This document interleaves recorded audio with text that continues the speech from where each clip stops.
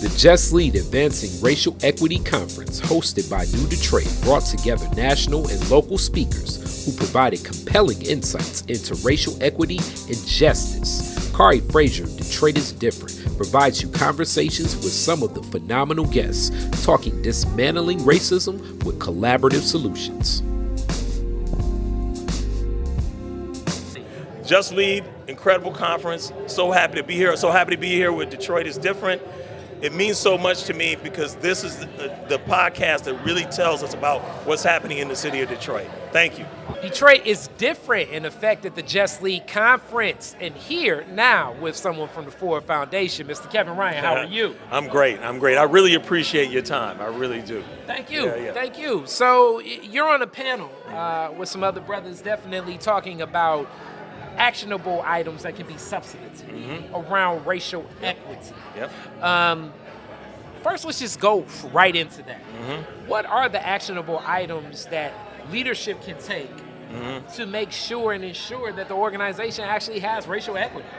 Yeah, absolutely. I think to me, a lot of it has to do with how close organizations are to community. Are they engaging with community? Are community a part of decision making? That to me is the number one thing, because a lot of groups are out here working with community, but they don't include community in the decision making about whatever they're going to focus on, the priorities of the group, the initiatives they do. That to me is the top one. The second thing is, when you look at diversity, you got to look at diversity in every part of diversity.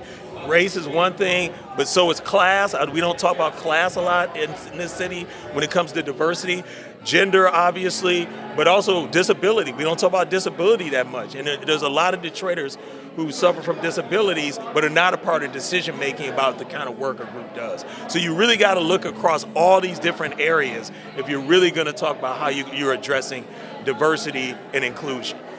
And now, as we get into this space, Ford Foundation, a brand that definitely has close ties to the city, but also a brand that connects to something larger. Like people see Ford Foundation as an entity that backs different initiatives. That's right. That backs a lot of organizers and groups and people that are doing work. That's right. Making sure that there's equity there. That's right.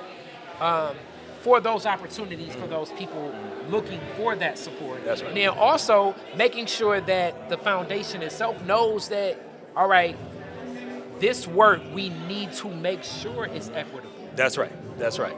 How do you wave the banner for that? How do you ensure of that? Yeah. Well, to me, it's you have to talk to people. And I shouldn't even say talk to people. You have to listen.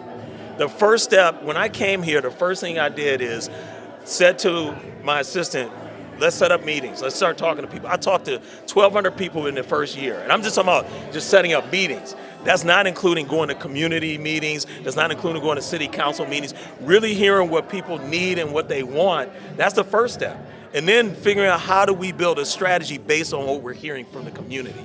So to me, that's you can't do anything else, initiatives, any of this other stuff, until you actually talk to people most affected by the challenges that are going on in Detroit. And also the people who are bringing joy, the culture, the arts, everything to Detroit. Those are the people you have to talk to really get a sense of what's going on, and they will help you shape your strategy. And that's what I try to lead with it forward. And I know my colleagues, doesn't matter if it's here, it's our office in South Africa, it's our office in India. That's how we approach the work wherever we are in the world. So you talk about that work and what that is. Yeah. What have been some of those great victories where you've seen the racial equity connect? And then what have been some of the challenges where you feel like it's been some disconnect? Yeah. I mean, to me, if you just take a project that we have supported, the Detroit Food Co-op to me is like one of those kind of projects where, Malik Yakini, many blessings to Malik, has been doing incredible work in this city for years. And I mean, leading it, participating in it, doing work with the elders and the youth. I mean, he's been doing it all. And knowing that he had this vision of what this was going to be for the community. This is about food justice, food sovereignty.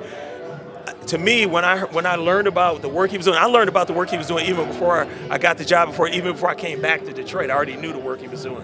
But sitting down with him and hearing what his vision was for this, talking to other community members who were like, we need this in the community, to me, then talking to our funder colleagues who also wanted to support that work and trying to see how we could collectively help him get this project done that he had been planning for years, that was a triumph to me.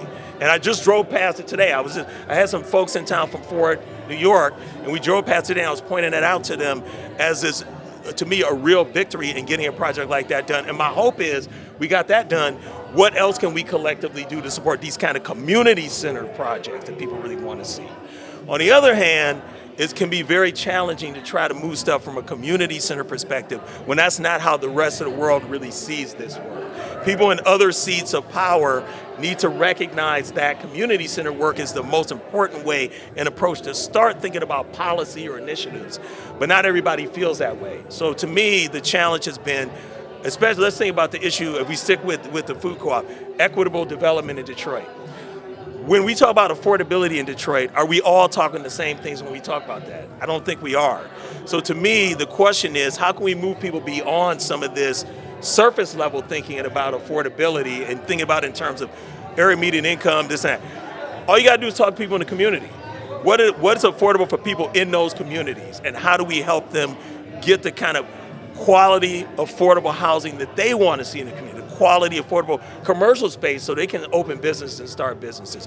That's where we have to start from, and we need to do more work to get to that place so Detroiters are really supported when it comes to all the equitable development they want to see in their neighborhoods.